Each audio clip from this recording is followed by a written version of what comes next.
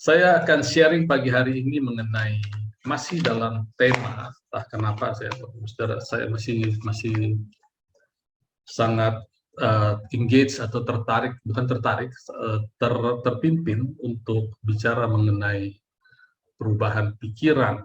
Ya, kita sudah bicarakan beberapa hari. Dan dalam perenungan sehari-hari saya, itu Tuhan juga penuhi dengan pengertian-pengertian yang semakin dalam mengenai betapa pikiran itu sangat penting di mata Tuhan. Sedemikian pentingnya sehingga untuk memprotek pikiran kita, untuk memproteksi pikiran kita, itu Allah sampai menyediakan apa yang disebut dengan senjata rohani. Saking pentingnya, saudara. Bayangkan untuk kesembuhan kita, bukan hanya Allah menyediakan tubuh Kristus yang tercabik-cabik, dan itu sudah selesai. Sudah selesai, ya, finish. Kita tinggal mengambil dan berjuang iman. Tapi untuk pikiran ini, Allah menyediakan apa yang disebut dengan senjata rohani. Ya, kalau Bapak Ibu Saudara lihat background yang saya pakai pagi ini adalah background tentang senjata rohani. Supaya kita fokus tuh, ya. Nah, senjata rohani yang kita kenal sekarang ini, yang banyak diberitakan di banyak komunitas orang Kristen, itu saya berani katakan agak berbeda pemakaiannya dengan senjata rohani yang diberikan Allah melalui Alkitab yang kita baca. Bukan agak berbeda malah gitu, banyak berbeda, tidak selalu, tapi banyak di beberapa komunitas itu berbeda. Senjata rohani itu dipakai untuk berantem sama iblis, untuk melawan iblis.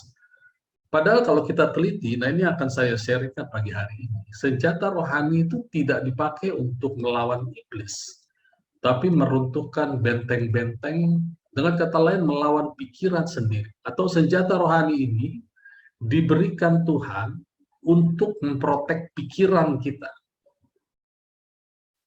Nanti kita baca ayat. Jadi ada satu kepentingan yang sangat-sangat urgent bagi Allah mengenai pikiran kita. Pikiran kita ini kita pakai setiap hari. Untuk sekolah kita pakai pikiran, untuk hidup kita pakai pikiran. Dan ternyata pikiran ini sesuatu yang sangat penting. Saking pentingnya Tuhan sampai menyediakan senjata khusus. Kalau kita lihat semua senjatanya adalah firman Tuhan, tapi dibagi-bagi, ada di kepala, ada di hati kita, ada di ikat pinggang kita, ada di sandal kasut kita. Semua firman Allah itu dibagikan secara detail. Kita buka satu-satu ayatnya, ya. Saya akan coba pelan-pelan supaya kita bisa lihat benang merahnya. Di Yesaya 26 ayat 12 pertama kita baca, kita mundur ke ayat 3. Yesaya 26 ayat 12. Ya Tuhan, Engkau yang menyediakan damai sejahtera bagi kami. Sebab segala sesuatu yang kami kerjakan, Engkaulah yang melakukannya bagi kami. Jadi bayangkan kalau Tuhan melakukan bagi kita, sudah pasti berhasil, sukses. Apa saja yang Tuhan lakukan bagi kita, sama juga Tuhan yang lakukan. Nah, di Filipi 2 ayat 13 juga ditulis hal yang sama. Jadi yang tadi itu di Yesaya perjanjian lama, kemudian di perjanjian baru di Filipi 2 ayat 13 itu ditulis hal yang sama. Filipi 2 ayat 13, Bapak Ibu Saudara bisa catat ayatnya, tapi bisa setelah itu mungkin konsentrasi saya akan bacakan bagi kita semua. Ya. Karena Allah lah yang mengerjakan di dalam kamu baik kemauan maupun pekerjaan menurut kerelaannya. Jadi Allah yang melakukan. Ya, jadi kalau Allah yang melakukan, satu, keberhasilan pasti. Kedua, Allah tidak berantem sama iblis. Sepakat ya, Allah tidak berantem sama iblis. Karena iblis sudah dikalahkan. Dia sudah dilucuti, dijadikan tontonan umum. Nah ini, kalau kita masih dilatih berperang melawan iblis, ini jadi kontradiksi. Karena Allah melakukan di dalam kita, di Yesaya 26 ayat 12, katakan, Engkau yang menyediakan damai sejahtera, segala sesuatu yang kami kerjakan, engkaulah yang melakukan. Jadi pertama harus ada damai sejahtera, supaya Allah bisa melakukan segala sesuatu di dalam kita. Sebabnya Injil disebut Injil damai sejahtera. Kasih karunia, definisi yang Alkitab katakan adalah hidup di dalam damai sejahtera dengan Allah. Ya, itu yang Alkitab definisikan. Beda dengan yang definisi yang beredar di luar. Ya, kasih karunia lebih kepada pengampunan dosa yang adalah benar, itu bagian dari hidup dalam damai sejahtera. Ya, tidak mungkin kita bisa hidup dalam damai sejahtera dengan oknum yang selalu menunjuk kepada dosa kita. Tidak mungkin. Nah, sekarang Yesaya 26, kita mundur ke ayat 3. Ayat 3. Bahasa Indonesia bilang begini, yang hatinya teguh, kau jagai dengan damai sejahtera, sebab kepadamulah ia percaya. Di dalam bahasa Inggris dikatakan, you will keep him in perfect peace. Engkau akan memelihara dia. Siapa dia? Di bawah dijelaskan siapa dia ini, siapa orang ini. Orang ini akan dipelihara dengan perfect peace. Dalam bahasa Ibrani ada double shalom, shalom. Jadi shalom yang double, ya. Yaitu mereka yang pikirannya stay on you, pikirannya atau imajinasinya, ini kita pelajari beberapa minggu terakhir, stay on you. Jadi kalau kita menghubungkan ketiga ayat yang kita baca, ya, bahwa Allah melakukan segala sesuatu, itu dasarnya dengan memberikan damai sejahtera, menyediakan damai sejahtera bagi kita pertama. Nah, damai sejahtera diberikan kepada kita kalau imajinasi kita atau pikiran kita itu stay, resting atau tetap di dalam dia. Apa yang kita bayangkan, apa yang kita pikirkan, itu harus sama. Selama ini kita bilang pikiran dan bayangan sama, tapi ternyata tidak, saudara. Kadang-kadang pikiran hanya kita pakai untuk menghafal, tapi yang kita bayangkan yang lain. Nah, ini sudah kita bahas beberapa minggu yang lalu. Ini yang tidak boleh. Untuk firman Tuhan, kita harus konsisten. Saudara, ada 3 hal paling tidak yang kita harus lakukan untuk supaya kita berhasil mentransformasi kehidupan kita. Ya, mendapatkan kesembuhan. Saya selalu sebut kesembuhan itu yang paling utama di mata Tuhan. Karena kesembuhan itu adalah kehidupan di tubuh jasmani kita. Ingat, pelayanan kita yang diserahkan kepada Tuhan adalah rekonsiliasi atau memberikan hidup. Hidup di dalam spirit itu berarti kita lahir baru. Hidup di dalam jiwa kita itu berarti kita mengalami transformasi pikiran. Hidup di dalam tubuh kita itu kita mengalami kesembuhan ilahi. Makanya kesembuhan itu sangat penting bagi Tuhan. Ya, untuk setiap kita, Allah ingin kita hidup dalam kesehatan ilahi. Kalau ada yang sakit disembuhkan, lalu setelah itu kesehatan ilahi. Nah, ada 3 hal paling tidak. Yang pertama adalah konsistensi. Konsisten. Kita melakukan sesuatu secara konsisten. Coba kita renungkan, konsisten. Dalam hal apa saja? Yang kedua ada frekuensi. Frekuensi itu sering dilakukan. Konsisten itu konsisten melakukan sesuatu, tapi orang bisa tidak frekuensi. Contohnya begini ya, Bapak Saudara, kita dari kecil diajar untuk belajar, konsisten belajar, tapi ada beberapa pelajaran atau beberapa habit yang secara frekuensinya lebih banyak kita lakukan. Disitulah kita akan menonjol. Betul ya? Kita konsisten melakukan segala sesuatu, tapi ada sesuatu yang lebih fokus. Nah, yang fokus ini lebih fokus lagi, itu harus dengan repetition atau pengulangan. Ya, saya ulangi lagi. Yang pertama, kita harus konsisten dulu. Kedua, ada frekuensi yang lebih sering kita lakukan. Kalau sudah itu, setelah tiap hari itu, baru itu disebut dengan repetition. Yang kita repeat, yang kita ulangi, ya, yang kita secara frekuensi, yang secara sering kita lakukan secara repetition. Nah, orang dunia bilang, bukan orang dunia, banyak pengetahuan yang mengatakan bahwa repetition adalah the mother of learning. Repetition adalah induk dari pembelajaran. Belajar apa saja kita perlu yang namanya repetition.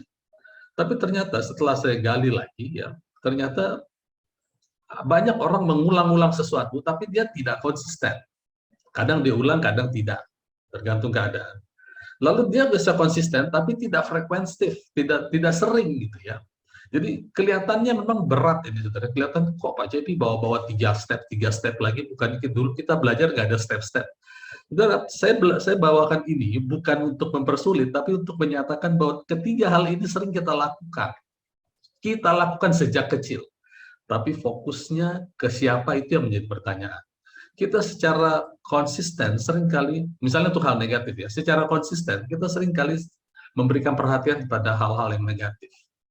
Setelah konsisten, lalu karena itu terus-terusan kita kasih perhatian, secara frekuensi bertambah sering. Secara frekuensi bertambah sering, akhirnya kita lakukan itu secara repetition, kita lakukan terus, akhirnya ya begitulah hidup kita. Amsal katakan seperti yang dipikirkan orang, kalau sudah bicara dipikirkan, sudah bicara imajinasi, sudah pasti ketiga komponen ini ada di dalam. Nah, ini yang saya ingin membagikan, saya mau bedah, mau kita iris, supaya secara konsisten kita tetap berfokus pada firman Tuhan, secara frekuensi, sering, kita harus sering, makanya firman Tuhan katakan, renungkan itu siang dan malam, bukankah itu sering, frekuensi kan? Siang dan malam setiap hari, itu repetition. Secara konsisten, objeknya sama, yaitu firman Tuhan. Jadi Bapak Ibu Saudara tidak usah khawatir, saya tidak sedang membawa satu ajaran yang memberatkan, tapi sedang membukakan sesuatu yang sering kita lakukan sehari-hari. Yaitu secara konsisten, kita melakukan sesuatu, lalu sesuatu itu yang begitu menarik perhatian kita akan secara frekuensinya, akan sering kita lakukan, dan itu akan terjadi pengulangan, dan akhirnya membentuk kehidupan kita. Oleh karena itu, maka sekarang kita mau rombak kalau ada yang salah dalam pikiran Bapak Ibu Saudara dan saya juga, ya. Nah, merombak pikiran ini sangat penting di mata Tuhan, sedemikian pentingnya sehingga Tuhan memberikan peralatan khusus atau senjata khusus yang disebut dengan senjata rohani. Tujuannya satu, yaitu memprotek pikiran kita yang sering melakukan aktivitas tiga, konsisten, frekuensi, dan repetition. Tuhan ingin kita konsisten di dalam firman-Nya, frekuensinya sering di dalam firman-Nya, dan repetition, mengulang-ulang dalam firman. Tidak ada cara lain, itu caranya berubah. Nah, yang saya mau katakan adalah bahwa seringkali yang kita dengar mengenai senjata rohani itu dipakainya untuk melawan iblis, padahal iblis itu sudah dikalahkan. Yang harus kita lawan adalah habit kita, kebiasaan kita. Semua firman Tuhan bicara seperti itu. Bayangkan kalau pada waktu pengajaran grace di revolusi, apa itu grace? Grace itu kasih karunia adalah hidup dalam damai sejahtera dengan Allah. Untuk apa hidup dalam damai sejahtera? Supaya habit kita berubah. Cuma itu tujuannya.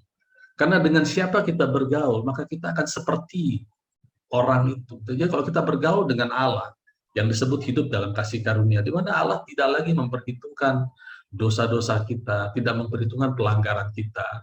Banyak orang jadi pindah topiknya adalah tidak apa-apa berbuat dosa. Lalu yang grace yang benar menimpali lagi, sehingga debatnya di area itu. Padahal sebetulnya bukan area itu yang Tuhan ingin kita tekuni, area di mana pergaulan kita dengan Tuhan. Ya. Pergaulan kita dengan Tuhan membentuk kita seperti Tuhan. Coba kita buka, ada dua pasal yang bicara mengenai senjata rohani. Yang pertama Efesus dulu kita buka, pasal 6. Efesus pasal 6, ayat 10. Efesus pasal 6 ayat 10, di situ tulis seperti ini, akhirnya hendaklah kamu kuat di dalam Tuhan, dalam kekuatan kuasa-Nya. Ya, kuat di dalam kekuatan Tuhan. Kenakan seluruh perlengkapan senjata Allah, supaya kamu dapat bertahan melawan tipu muslihat iblis. Perhatikan kata tipu muslihat, dalam bahasa Inggris adalah wiles, dalam bahasa Gerikanya adalah ditulis sebagai metodeia. Dari kata metodeia itu muncul kata metoda. Jadi hendaklah kita kuat di dalam Tuhan dalam menghadapi metoda iblis. Sekarang saya mau bawa kita semua untuk Bapak Ibu Saudara buka di Lukas pasal 10 ayat 19. Nah, saya ingin kita semua melihat langsung, jadi tidak mendengar doktrin dari saya, tapi melihat langsung apa yang firman Tuhan tuliskan mengenai senjata rohani. Lukas pasal 10 ayat 19.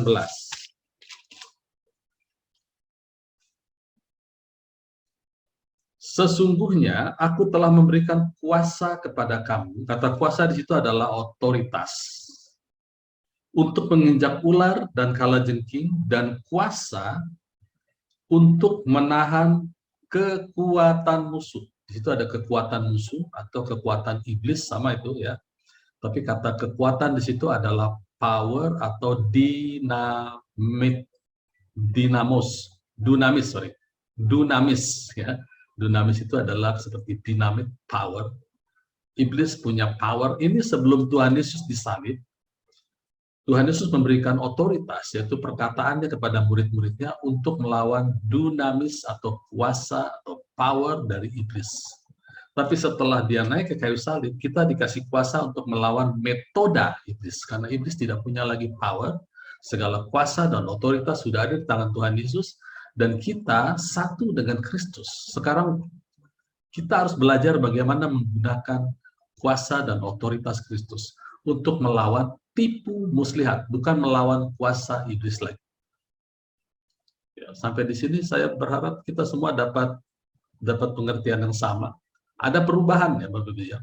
Dari kuasa, dari dunamis iblis turun kepada metode. Jadi orang yang tidak berkuasa, yang sudah dilucuti, hanya bisa melakukan tipu muslihat.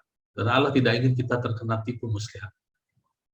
Jadi iblis tidak bisa semena-mena lagi berbuat kepada anak-anak Tuhan. Karena dia sudah dilucuti, dia dijadikan tontonan umum, dan dia sudah dikalahkan. Sekarang di Efesus pasal 6 dikatakan kita harus bertahan terhadap tipu muslihat. Dia menyesatkan, dia menipu dan menyesatkan. Itu kerjaan iblis. Jadi tidak ada yang membahayakan kecuali kita bekerja sama dengan iblis. Dia dari mana tipuan iblis? Dari perkataan. Perkataan itu menarik perhatian kita sehingga kita secara konsisten kita memperhatikan perkataan iblis. Lalu semakin kita secara konsisten kita perhatikan secara frekuensi, kita makin perhatikan perkataan iblis kan hanya mencuri, membunuh dan membinasakan. Lalu akhirnya berulang-ulang secara repetition. Dan repetition adalah the mother of learning, induk dari belajar. Akhirnya kita pelajari apa? Kehancuran, kekalahan. Ya. Akhirnya kita kalah. Itu semua adalah tipu muslihat. Kemudian lanjut lagi ya di Efesus pasal 6. Lanjut lagi. Karena perjuangan kita bukanlah melawan darah dan daging, tapi melawan pemerintah-pemerintah, melawan penguasa, melawan penghulu-penghulu dunia yang gelap, melawan roh-roh yang jahat di udara. Sebab itu ambillah seluruh perlengkapan senjata Allah, supaya kamu dapat mengadakan perlawanan pada hari yang jahat dan tetap berdiri. Perhatikannya, tetap berdiri. Jadi iblis tidak bisa buat kita terjatuh dan terduduk. Kita tetap berdiri. Sesudah kamu menyelesaikan segala sesuatu. Apa yang harus diselesaikan? Pertama, berdiri tegap. Tetap berdiri. Kemudian berikat pinggang kebenaran. Berikat pinggang kebenaran itu adalah perkataan-perkataan kita adalah perkataan-perkataan kebenaran. Lalu berbaju zirah keadilan.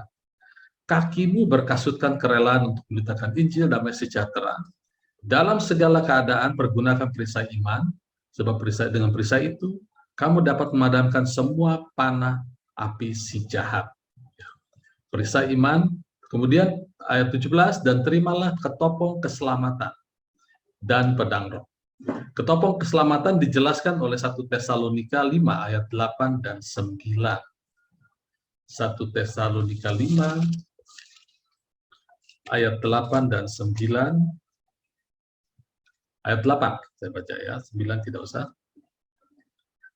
Tetapi kita adalah orang-orang siang, baiklah kita sadar berbaju zirahkan iman dan kasih, sama ya, dan berketopongkan pengharapan keselamatan. Ya, saudara, kita lihat sekarang bahwa ada benang merah apa yang kita bicarakan selama ini. Bahwa kepala kita itu harus penuh dengan pengharapan. Imajinasi kita harus penuh dengan pengharapan. Itu ketopong keselamatan. Kemudian baju sirah iman, breastplate kita. Hati kita harus penuh bahwa kita adalah kebenaran Allah di dalam Kristus. Lalu ikat pinggang kita bicara mengenai perkataan kebenaran. Yaitu yang dijelaskan oleh Alkitab seperti itu. Jangan pernah memperkatakan sesuatu yang tidak sama dengan firman Tuhan. Kemudian kaki harus rela memberitakan, berkasutan kerelaan memberitakan Injil damai sejahtera. Lalu berdoa dalam roh. Nah, sini kita lanjut lagi. Dalam segala, ayat 18, Efesus 6 ayat 18, dalam segala doa dan permohonan berdoalah setiap waktu di dalam roh dan berjaga-jagalah dalam doamu dengan permohonan tak putus-putus untuk segala orang kudus. Ya. Jadi berdoa untuk orang kudus. Ayat 19 juga untuk aku, supaya kepadaku jika aku membuka mulutku dikaruniakan perkataan yang benar, agar dengan keberanian aku memberitakan rahasia Injil. Jadi kedua ayat ini bicara bahwa setelah kita memakai ketopong keselamatan untuk memprotek pikiran kita, memprotek semua dengan firman Allah, dan hati kita, tingkah laku kita dengan firman Allah, berdoa untuk orang-orang kudus. Nah, ini yang saya perhatikan agak jarang dilakukan. Dan saya ingin kita lakukan ini di komunitas kita. Justru orang kalau berdoa, itu berdoa untuk keselamatan bangsa-bangsa. Saya tidak tahu apa dasar, sampai saat ini saya tidak melihat satu dasar yang firm. Mereka berdoa, mereka katakan, Tuhan, aku berdiri bagi bangsa ini. Bukankah itu sesuatu yang ilegal, saudara? Karena menurut firman Tuhan, di 1 Timotius 5, apa tidak salah, dikatakan bahwa satu-satunya pengantara yang bisa berdiri secara legal di hadapan Allah dan manusia itu hanya Tuhan Yesus, bukan kita. Lalu kita berdoa, Tuhan selamatkan bangsa ini. Bukankah Alkitab berkali-kali mengatakan Allah telah merekonsiliasi dunia dengan dirinya di dalam Kristus? Tugas kita adalah memberitakan berita rekonsiliasi. Kita dipercayakan berita rekonsiliasi. Loh kok malah kita minta Tuhan selamatkan bangsa? Itu doa-doa yang sia-sia. Yang akhirnya, saudara, kita lakukan repetition, berulang-ulang kita kumpul. Akhirnya orang bikin yang namanya kelompok-kelompok doa yang mendoakan keselamatan bangsa, mendoakan supaya memerintahkan Roh Kudus. Aku kirim Roh Kudus, roh pertobatan ke daerah ini untuk mempertobatkan satu kota. Itu satu doa-doa yang Bapak Ibu Saudara bisa nilai. Kita tidak sedang nyinyir ya, bisa menilai. Bukankah itu doa-doa yang wasted, menghabiskan kata-kata di udara setelah itu nggak ada manfaatnya sama sekali. Karena kita meminta sesuatu yang Tuhan suruh kita lakukan. Tuhan suruh kita untuk melakukannya, malah kita suruh Tuhan lakukan. Lalu kita berdoa, Tuhan turun belas kasihan-Mu atas Indonesia. Saya jadi agak-agak bertanya-tanya, bukankah belas kasihan Tuhan sudah turun atas seluruh bangsa?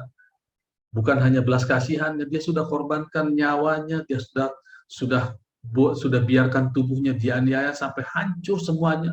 Lalu kita masih minta Tuhan belas kasihan-Mu atas bangsa ini. Terlalu banyak yang rusak di bangsa ini. Kalau tahu begitu, kita yang harus bergerak sebagai gereja. Kita harus bergerak, memang tugas kita itu bergerak. Makanya diberi senjata rohani untuk memprotek pikiran kita. Selalu metodenya yang Tuhan berikan kepada kita adalah pergi, beritakan, pergi. Kalau belum berani, nggak apa-apa. Saudara, saya tidak menurunkan standar ya. Kita hidup di dalam negara, kita harus juga tahu bagaimana hukum-hukum dalam negara. Kita harus patuh terhadap aturan pemerintah. Kita tidak bisa sembarangan buka khotbah di pinggir jalan seperti zaman dulu, gitu ya. Kita memberitakan, lalu nanti kita terkena peraturan memberitakan Injil, memaksakan keyakinan kita. Tentu Allah memberikan hikmat kepada kita. Yang perlu kita lakukan adalah pertama adalah protek, kita berdiri teguh di dalam firman Tuhan. Pasti ada jalan untuk kita memberitakan Injil. Pasti ya. Nanti Bapak Saudara akan ditantang. Kalau begitu cara kamu memberitakan Injil, berapa jiwa kamu hasilkan sebulan? Ada tantangan seperti itu. Kita ditantang untuk buktikan, coba buktikan teori. Gitu kan? Jangan takut, itu semua ada suara-suara yang mengganggu saja sebetulnya. Tapi sebetulnya tidak ada manfaatnya kita ladeni. Percayalah, Tuhan pasti bawa kita untuk membawa jiwa-jiwa. Yang saya lihat di komunitas kita ya, komunitas kita, semua jemaat Tuhan itu membawa jiwa. paling tidak memperkenalkan mereka dengan komunitas ini. Semua, baik yang di Jakarta maupun yang tidak sempat gabung dengan kita, ya, yang di Kota Bandung, yang di Palangkaraya, semua yang saya tahu, yang saya lihat adalah orang-orang yang membawa jiwa-jiwa, memforward berita-berita ini. Itu kan sudah bukti bahwa memberitakan Injil damai sejahtera itu salah satu caranya. Jadi saya tidak menutup bahwa beritakan Injil itu harus di jalan-jalan teriak-teriak, bertobatlah, kerajaan Allah sudah dekat. Enggak selalu seperti itu, saudara, ya. Tidak selalu, ya. Apa yang saya lihat terjadi di komunitas kita ini adalah berita Injil semua. Dan saya berharap, dan saya percaya kita akan lebih maju lagi. Ya, itu satu perikop. Di sini kita lihat bahwa doa kita itu adalah untuk orang-orang kudus, untuk sesama supaya kita berani memberitakan Injil. Jadi pada waktu kita membuka mulut, kita dikaruniakan perkataan yang benar dan keberanian untuk memberitakan rahasia Injil, the mystery of gospel. Itu bahasa Inggrisnya. Itu doa yang benar. Jadi kita kumpul-kumpul bikin network doa pun kalau cuma doanya isinya Tuhan selamatkan bangsa ini, Tuhan turun belaskan, itu adalah doa yang sia-sia sekalipun dilakukan oleh orang-orang dengan nama besar. Tidak ada manfaatnya karena itu against the word. Saya berani katakan ini karena beberapa hamba Tuhan yang saya ikuti juga berkata yang sama. Ya heran lihat orang kumpul-kumpul doa, bukan memberitakan Injil, hanya senangnya kumpul. Lalu bikin panglima-panglima doa setiap daerah. Wasted. Tidak ada masalah. Harusnya bikin panglima bukan bikin panglima, ya. Lebih tepat adalah 5 jawatan yang dikasih tugas untuk memperlebarkan kerajaan Allah. Gembala, rasul, nabi, penginjil, dan pengajar. Harus ada di setiap gereja. Kemanapun anak Tuhan bergerak, mereka harus siap kelima-lima ini bermanifestasi di setiap daerah. Jadi jangan khawatir, jangan merasa kecil hati kalau kok saya nggak masuk kelompok doa, kalau nggak masuk kelompok network doa, nggak usah kecil hati. Tidak ada jaringan doa di dalam Alkitab. Tidak akan ketemu. Jadi kita harus berani mengatakan kebenaran. Sekarang ini kebenaran ini mulai dinyatakan baik di alam roh maupun di alam saudara, di alam apa namanya, di alam yang fana ini, ya. Kalau Bapak Saudara ikuti pemberitaan di apa yang terjadi di negara ini, banyak sekali sekarang kebenaran-kebenaran yang dimunculkan, ya. Banyak. Jadi kita harus berani juga, ya. Kita lakukan itu untuk Tuhan, ya. Oke, lanjut dulu supaya tidak habis waktu. 2 Korintus pasal 10 ayat 3 sampai 6, ya. 2 Korintus pasal 10 ayat 3. Memang kami masih hidup di dunia, tetapi kami tidak berjuang secara duniawi. Karena senjata kami, perhatikan muncul lagi kata senjata, dalam perjuangan bukan senjata duniawi, melainkan senjata yang diperlengkapi dengan kuasa Allah. Ya, jadi ada senjata diperlengkapi dengan kuasa Allah, yang sanggup meruntuhkan iblis dan koloni-koloninya. Tidak. Sanggup meruntuhkan benteng-benteng. Stronghold ini bukan iblis. Benteng-benteng adalah pola pikir yang dibentuk berdasarkan konsistensi, frekuensi, dan repetition. Setiap orang melakukan itu. Mau tidak mau, percaya tidak percaya, pasti melakukan itu. Ya. Lalu kami di sini adalah yang sudah dilengkapi dengan senjata itu, mematahkan setiap imajinasi. Di situ katakan siasat, tapi dalam bahasa Inggris katakan imagination. Jadi senjata itu dipakai untuk mematahkan imajinasi dan merubuhkan setiap kubu yang dibangun oleh keangkuhan manusia untuk menentang pengenalan akan Allah. Ya. Jadi senjata yang dipakai itu, atau firman Tuhan yang dipakai itu, untuk meruntuhkan semua konsep yang tidak pernah berasal dari Alkitab. Doa-doa yang tidak pernah berasal dari Alkitab, itu harus diruntuhkan. Kita harus berani, saudara. Karena jaminannya ini kehidupan kita loh. Saya mau katakan begini ya, Bapak Ibu Saudara. Kita bergereja ini, ya walaupun kita masih terbilang kecil, ini bukan main gereja-gerejaan seperti saya temukan di beberapa komunitas teman-teman saya. Kalau jadi gereja, ketemu, lalu dia bilang, kita sama-sama bikin gereja ya. Nanti kita tukar mimbar ya, kita bikin network. Saya bilang, enggak gitu ya. Gereja ini bukan sedang bermain gereja-gerejaan, tapi berhubungan dengan nyawa manusia. Nyawa kita. Karena gembala kita adalah gembala pemelihara jiwa kita. Dia mensuplai hidup. Jadi pada waktu kita membentuk satu gereja, itu sebenarnya kita sedang berurusan dengan hal yang serius, yang berurusan dengan umur kita, nyawa kita, kesehatan kita. Nah, siapa yang bisa melakukan ini? Bukan hanya satu orang. Dalam gereja itu setiap jemaat itu harus bisa berdoa memprotek dirinya dan keluarganya, orang-orang terdekatnya. Karena kalau terjadi apa-apa, siapa yang bisa dipanggil, saudara? Padahal ada Kristus di dalam kita.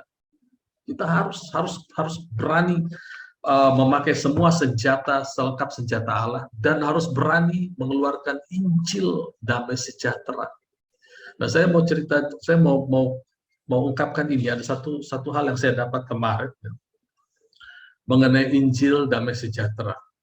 Di kitab Matius pasal 11 ayat 14 dikatakan begini, kalau kau masuk, Matius pasal 10 ayat 11 sampai 14, ya dengarkan saja.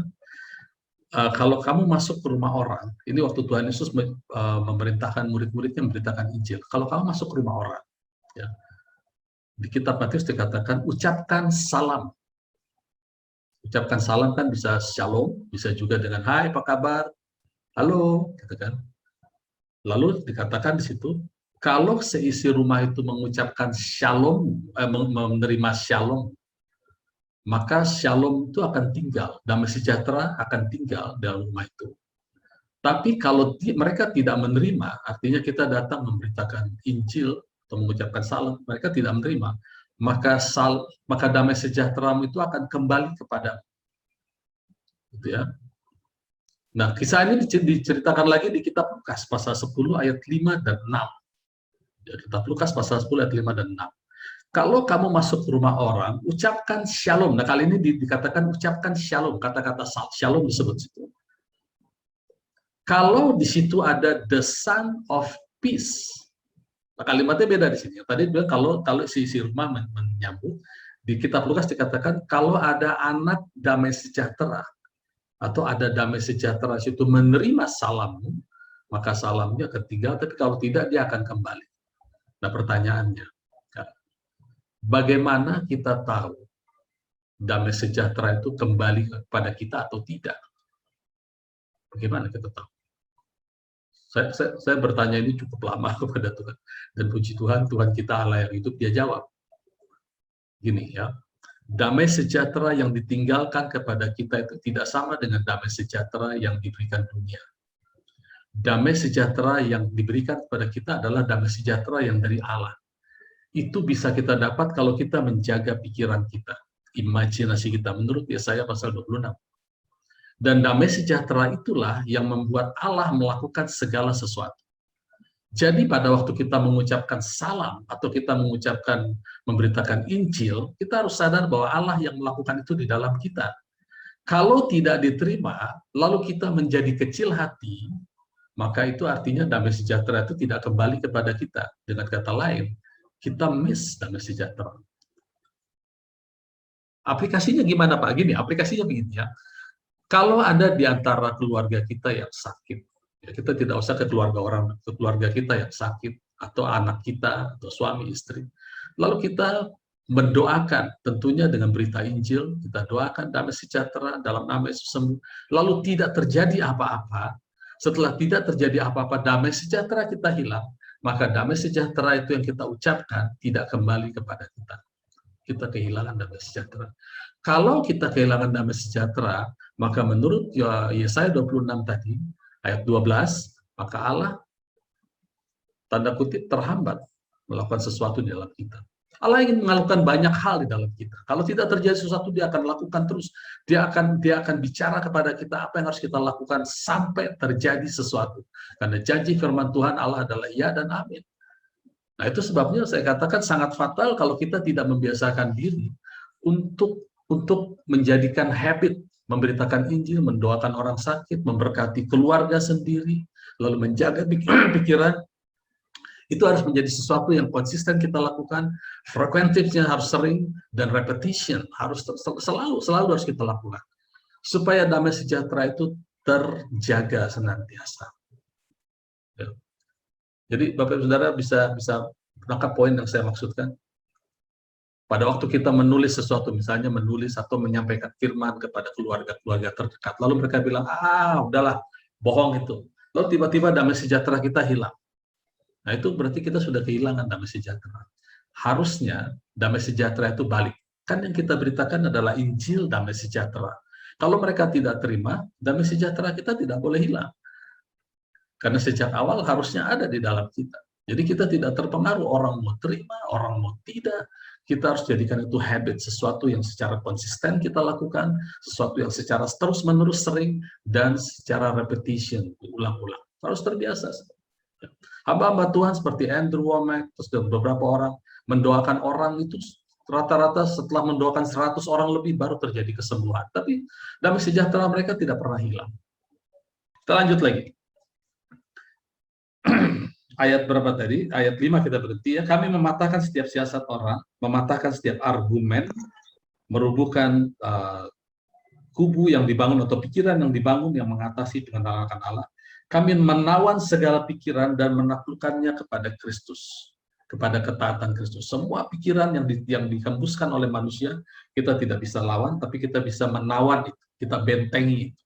Makanya benteng hanya bisa dilawan, hanya bisa dikepung dengan benteng.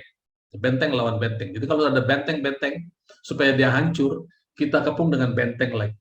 Yaitu sesuatu yang konsisten kita ucapkan, secara frekuensi sering kita ucapkan, dan secara berulang-ulang, secara repetition kita ucapkan, sehingga benteng yang tadinya dibentuk oleh kita sendiri, dengan advice dari musuh, dari iblis, itu bisa runtuh dengan sendirinya. Ya, harus kita lakukan seperti itu. Ayat 6, dan kami siap sedia juga menghukum setiap kedurhakaan bila ketaatan kamu telah menjadi sempurna. Kami menghukum setiap ketidaktaatan. Kalau ada penyakit yang tidak taat, kita hukum, kita usir. Kalau ada keadaan yang tidak enak bagi kita, kita hukum dia, kita usir. Dan itu hanya bisa terjadi kalau ketaatanmu sudah sempurna, kata Paulus di sini. Jadi Tuhan ingin ketaatan kita juga, supaya kita bisa menawan setiap ketidaktaatan yang terjadi dalam kehidupan kita. Setiap hal jelek itu adalah ketidaktaatan. Setiap hal jelek itu adalah ketidaktaatan yang menyerang kita, ketidaktaatan yang harus kita kalahkan. Ya. Jadi ada dua pasal yang mengatakan bahwa senjata rohani yang diterangkan di Alkitab itu adalah untuk melawan benteng-benteng atau imajinasi, memprotek pikiran kita. Sekali lagi saya ulangi, pikiran kita begitu penting, sangat penting bagi Allah, sedemikian pentingnya, sehingga untuk menaklukkannya Allah menyediakan senjata khusus. Dan senjata itu sekarang sering dipakai di abuse, abnormal use, disalahgunakan, yaitu untuk nembaki iblis, yang notabene sudah kalah. Ya, untuk nengking-nengking iblis, untuk ngusir-ngusir iblis, yang notabene sudah tidak ada kuasanya. Dulu sebelum Tuhan Yesus disalib, ya, dia ada power, ada dunamis. Tapi setelah itu sekarang dia hanya bekerja dengan metode. Metodenya itu aja kok. Ya, dia tidak smart. Metodenya hanya mempengaruhi orang. Sehingga sekarang banyak orang-orang yang memperkatakan segala sesuatu tidak ada dasar firman-nya. Bisa ngotot. Tidak ada dasar firman-nya, bisa ngotot.